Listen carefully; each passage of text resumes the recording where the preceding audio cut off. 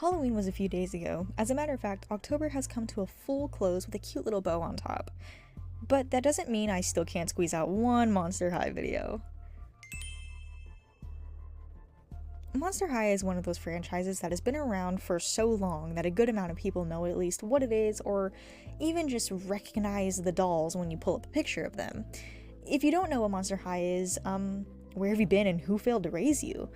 Anyways, while I could have pulled the easy, low-hanging fruit and redesigned Generation 3, I decided that redesigning Generation 1 would be more challenging and more fun overall. I just know that when I eventually do redesign Generation 3, that I will be incredibly negative the whole time, so I'd rather do something positive right now and get all grouchy later. Before we get started, hello, my name is Dexterly and welcome to the video and thanks for being here. If you find that you enjoy this video, be sure to leave a like, leave a comment, and consider subscribing. I'm trying to reach 5,000 subscribers by Christmas, so let's make it happen. In the meantime, other ways to support me would be through my Patreon on Ko-Fi, where I have exclusive content and commission listings. But if that doesn't strike your fancy, I also have a link to my other socials such as my Instagram and TikTok listed in the description below via my Linktree. And now that I've exposed you to very easy ways to access my platforms, let's turn our focus back to the video. I will be presenting these in the order of how I drew them, just for editing's sake. I don't know if you all know this, but I am a full-time student and part-time employee. So, see where I'm going with this? If you don't, let me explain. I am very busy, like, all the time, and that leaves very little time for me to get content for videos, record, and edit all by Saturday. But I still manage because YouTube is a passion of mine, and I love making videos, even if it is making me want to be a contestant on the Finding Frankie game show. Which, have y'all seen that game? Dude, that game is probably going to pop off and be the internet's hyperfixation for the rest of the year. I will be making a video talking about it because holy moly, y'all, my game show OST goes so hard. Anyways, I just wanted to get that out there just to explain that my editing takes a lot of time. And speaking of Frankie, our first contestant for a redesign was Frankie Stein. Now, I'll be honest, I really don't think any of these designs are bad. I just think putting my own spin on these characters would be a lot of fun. Frankie was actually probably one of my least favorites in terms of her personality because she was so incredibly ditzy that I couldn't relate to her in the slightest. Also, I don't care for Frankenstein's monster.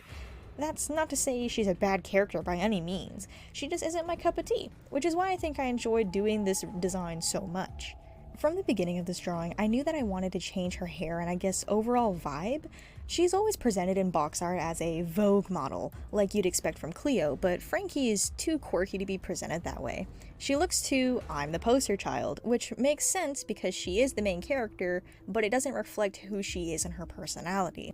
Frankie is only 15 days old when we meet her, and I wanted to show that in her design by making her a little shy and unsure, but excited and curious. The pose didn't take that long, the whole design really didn't take much time at all. I must have been possessed or something because I never draw this fast. Anyways, I wanted to make her more lanky and a bit uneven since she is made out of multiple different body pieces, but still keep her consistent enough in her design. But now she was looking like character accurate Frankie. Where's the redesign? Well, it's in the hair and the outfit. Her hair actually looks a lot like the style she was giving in Ghoul's Rule, and I'm not sure if the same inspiration was given, but I wanted a gothic Bride of Frankenstein look and it turned into this. I did keep the iconic squiggle from the Bride of Frankenstein, but her regular white streak stayed from the original design. I also wanted to incorporate her lightning bolt by making it a hair clip, so we resembled the original. I did, however, add a stitch across her face because why not, and I added a few piercings in her ears to give an industrial vibe. Another thing worth mentioning is her forehead. I wanted to make it bigger to look like Frankenstein's monster. I kind of achieved that, but I ended up referencing that in another way with her shoes. Fun fact about the original Frankenstein movie, the actor who played the monster was given these massive wooden platform boots to add to his broad build and height so he looked more monster-like. So what did I do? I gave Frankie big ol' slip-on platforms. I figured that if her limbs pop off a lot, maybe tying things like shoelaces might slow her down. So they're slip-ons. Next was her dress. This was actually hard because I wanted to keep the original dress, but then I'd get all sorts of comments telling me how I didn't even redesign her. So this is for you, not for me. I changed it to be the same general style, but with fluffier ruffles at the end of her skirt. I changed her tie and made it striped like her shoes were before I took them away, and then I gave her socks. One thing that always annoyed me about these fashion doll shows was the fact that all the characters were always wearing heels or just abysmal things that teens don't ever wear to school traditionally. And Frankie was always falling apart, so why is she in the Donnie Darko stilettos? No more, I say. Anyways, I made the dress the same general pattern, but with more of a blue focus and matching socks with fishnet sleeves to complete the full look. I originally wanted the undershirt to be white, but I figured it looked too basic and modern, so fishnets it was. Moving on, next I did Cleo. Now Cleo did genuinely frustrate me with her design for one reason and one reason only. Her outfit is cheeks. This girl is the queen bee, and she dresses like Timmy's grandma on her way to glam aerobics. I don't care if this is fashion to you, a bodysuit that stops at the knee completed with chunky sandals is like Neutron Afton levels of bad. Maybe it was to make her stand out since the other main ghouls were in skirts and shorts, but sheesh. One thing we do know about Cleo is that she is intended to be historically accurate to real ancient Egyptian culture, so why she was dressed in this still confuses me.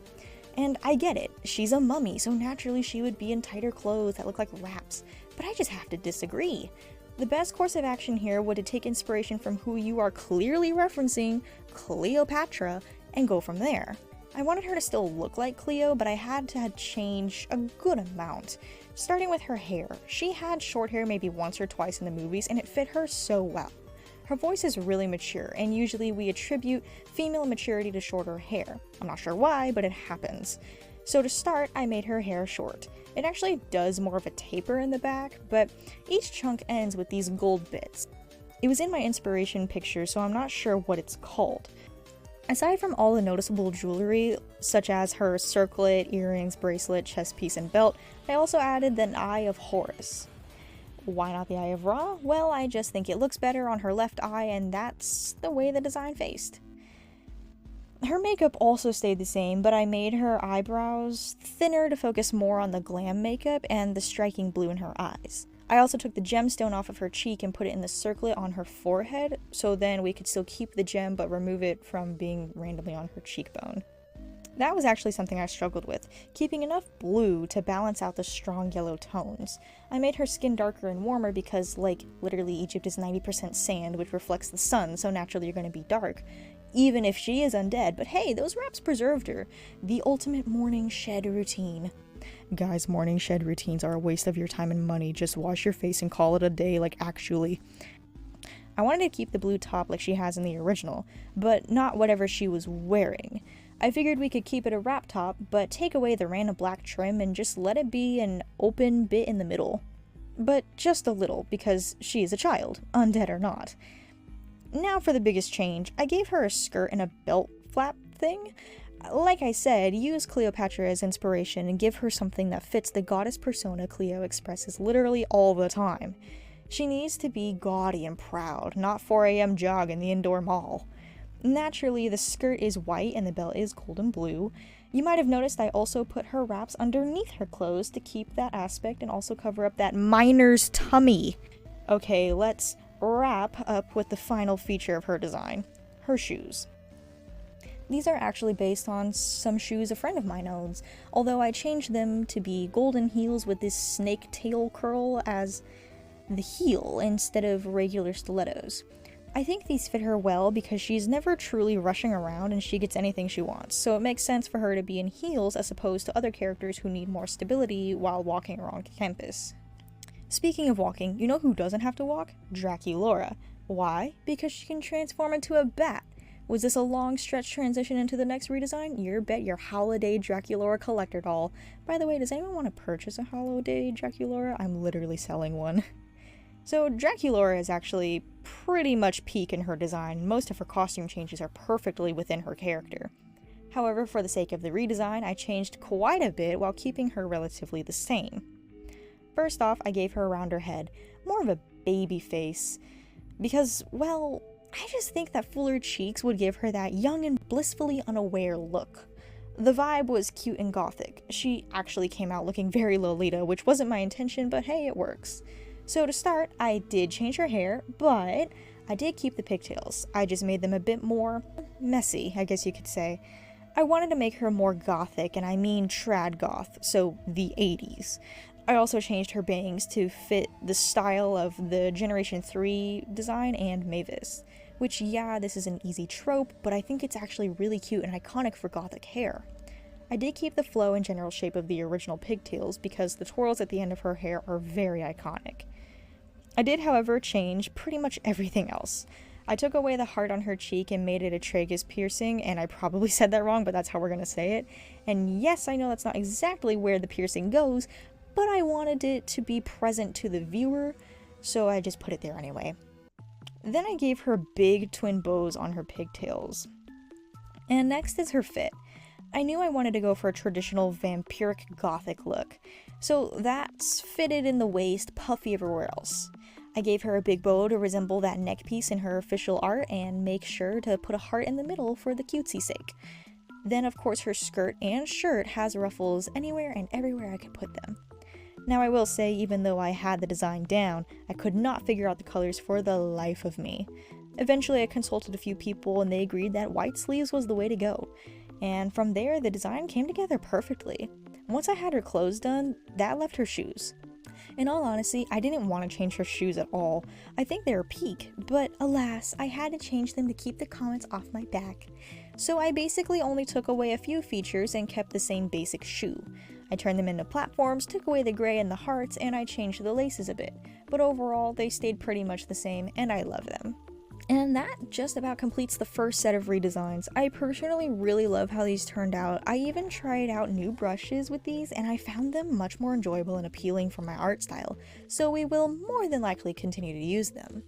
What do you think of these designs? Are there features you change or do differently? And also, let me know who you want me to redesign next. I can't wait to do more of these. But wait, before you go, be sure to leave a like and consider subscribing. We're trying to reach 5K by Christmas, so let's make it happen. Be sure to check out my other platforms as well as my Patreon, Ko-Fi, Instagram, and TikTok, all of which is listed in the link tree in the description below, and there should have been a card at some point on screen, so do me a solid and help your girl out. But until then, thank you all so much for watching, check out my other videos, and now, let's roll the outro.